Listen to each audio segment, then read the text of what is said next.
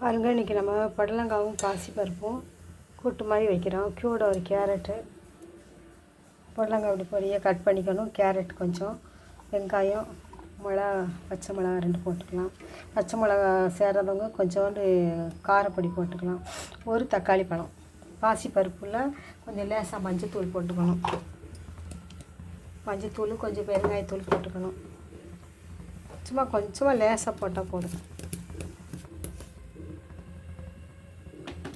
அந்த கேரட்லேயே வந்து இதுலேயே வந்து பாசிப்பருப்பு இதெல்லாம் நல்லா மை போல் வெந்துடும். எல்லாத்தையும் ஒன்றா போட்டு ஒரு விசிலில் மூடி வச்சோம்னா அப்படி மூடி வச்சிடணுங்க. காயெல்லாம் உள்ளே போட்டு பாருங்கள், இப்படி எல்லாத்தையும் ஒரே மாதிரி போட்டு பச்சை மிளகா, வெங்காயம், கேரட்டு, புடலங்காய் எல்லாம் அந்த பாசிப்பருப்பு அடியில் வச்சு இப்படி மேலே வச்சுருக்கோம். வச்சுட்டு இதை கொஞ்சம் தண்ணி நிறைய ஊற்றினா வடிக்க வேண்டியது வரும். தண்ணி இப்படி இது இப்படி முங்குற அளவுக்கு இருந்தால் போதும். இதுக்கு மூடி போட்டு நம்ம மூடிட்டு ஒரே விசிலில் வந்துடுங்க.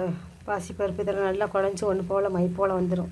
அப்புறம் நம்ம தாளித்து கருவேப்பிலை, கடுகு பருப்பு, ஒரு சின்ன வெங்காயத்தை பொடியை கட் பண்ணி அதையும் வதக்கி இதோட போட்டுறணும். போட்டு கிண்டிட்டு தேங்காய் துருவி போட்டு இறக்கிட்டோம்னா சூப்பரான கூட்டு. இது சாப்பாட்டில் கூட ஊற்றி சாப்பிட்லாங்க, அவ்வளோ சுவையாக இருக்கும். புடலங்காய், கேரட் போட்டு நீங்கள் இதேமாதிரி செஞ்சு பாருங்கள், சுவையாக இருக்கும்.